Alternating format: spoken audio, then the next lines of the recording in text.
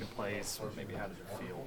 I think it's something we go back to with the rhythm and creating completions and making competitive plays and moving the chains. I feel like as we get into that rhythm, we're able to obviously play a bunch of different guys and then kind of just spread the ball around. So Deep ball was humming tonight. That's not something that Iowa State defense has given up much over the past 5 years. What did you see? What was able to go into that?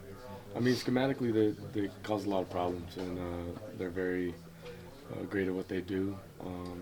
And I think we just, in a game like this, you got to make competitive plays, and you got to, take your shots when you have those opportunities. So I'm glad we did. I'm glad we, took advantage of those shots and then, make plays down the red zone. So, Dillon, with the deep balls, were there things you worked on from last season to this one in terms of mechanics, or is it really all just part of the confidence and all the things working for you guys? Right confidence in the scheme, year two with a bunch of the guys that, I've played with, and then it's a pitch and catch, it's a mixture. It's a dance between two people and not a one-man show. So I think being able to, build that continuity is huge for our pass game. Dillon, you're making a run to the end zone, and I believe the word was trucked. Whenever you got in there, you kind of got low a little bit of a linebacker, got into the end zone. Just kind of talk about the feeling of maybe getting over on one of the guys that usually gets you. Yeah, my dad's a basketball coach, and growing up, we always loved calling for an and one, and I believe that one was an and one, and just find a way to get in the end zone. It's a good deal. So you seem to be playing with a lot of swagger, confidence. Do you feel like that's growing each week? I mean, even in your answers in the media sessions, you seem more confident. Yeah, as we all know, when things are good and going good, it's easy to be good, and we've seen the road of both sides. At least I have in my journey, and I think you gotta take it. Take this journey as long as you can go and continue to have fun with it. And I think towards the end of the year last year, just I think it was a big thing in my head is continue to have fun with this game. Although it was a rocky road, and kind of going back to when you were a little kid and just enjoying every second of it. I think I had lost it for a little bit, but when I flipped that switch and just started having fun, it just allowed me to play free, have fun, play fast, and then play with a free mind. I think that's something that also kind of goes along with this whole journey. So that's something I'll continue to do. Kind of put that at the forefront of my off season going into this year. So having fun's a big part of doing it. So What did that flip switch of kind of playing free, and was it sort of something after last season, or was it something that a mentality change going into this season? I think it was a mixture. Talk about a roller coaster. It was, but you just learn a lot about yourself, your team, the people around you,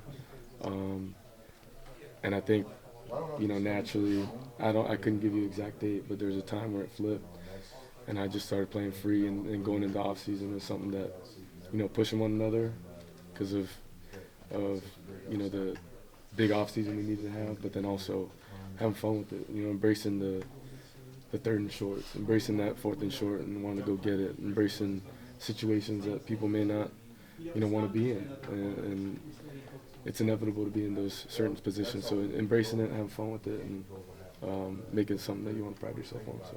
What do you remember about last year's OU Texas game and not being able to be a part of it? I don't remember a lot. No, I'm playing. But I think just being sidelined, being off the field. It's just not fun. I play the game because I love it. It's something I'm passionate about. And you work so hard with a group of guys, and not being able to be on the field with them, just didn't feel the best. But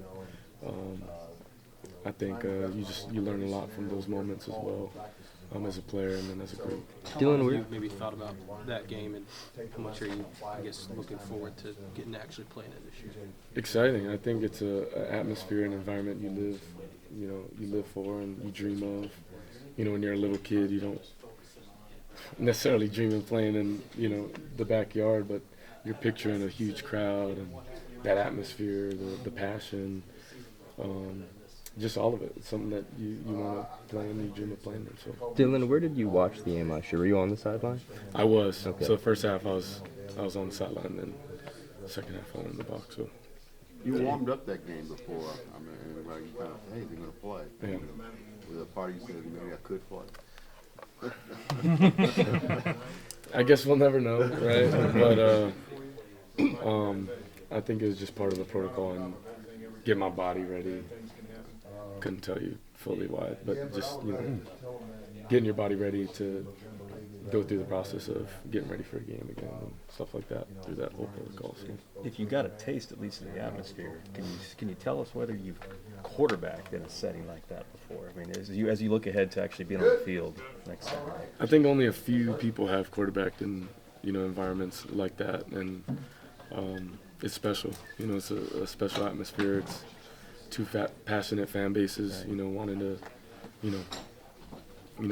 create an atmosphere for a great game. So I definitely was able to see it from a distance, but being able to be on that field is definitely different. You're talking to a lot about your mindset and how things are different for you now compared to last year. How important is that going to be for you to rely on in a setting like that next weekend? I think it's just what the off season was all about, and Schmitty does a great job of that.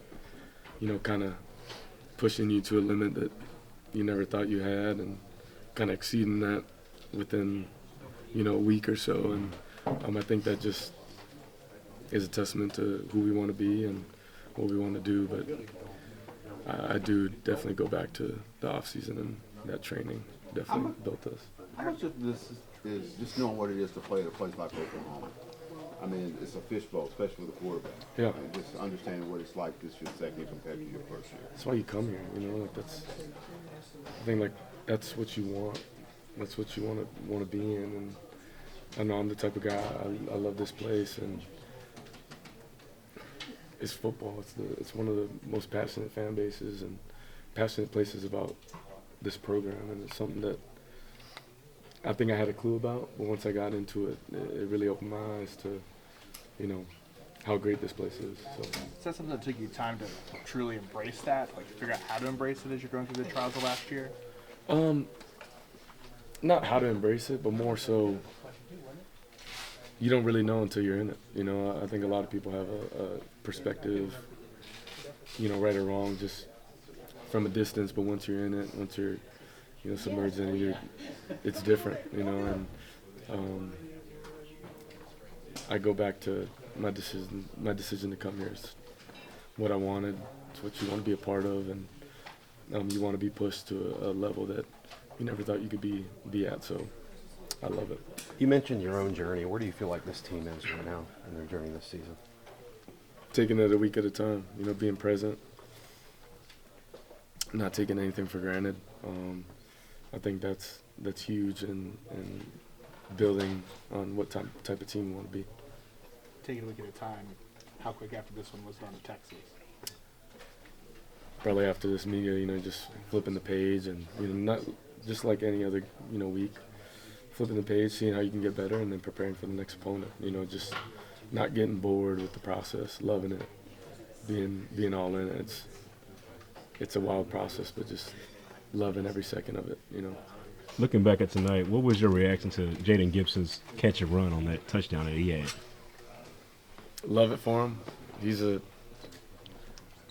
I love the type of kid he is. We're close friends, and I just love his texts. Whether it's before a game, after a game, throughout the week. You can just tell how much he loves ball and how passionate he is about it, and how much he loves his teammates. So I can appreciate, his energy. What do you like in the locker room before a game typically? This is my perspective. Mm-hmm. I'd say I'm very, cool, calm, and collected. Mm-hmm. Focus on my preparation, continuing to prepare up until that last very second, and just trying to make sure I'm on cue with every situation possible. And then right when I run out that tunnel, it's playing free, playing fast, and having fun with it. So. Do you worry at all that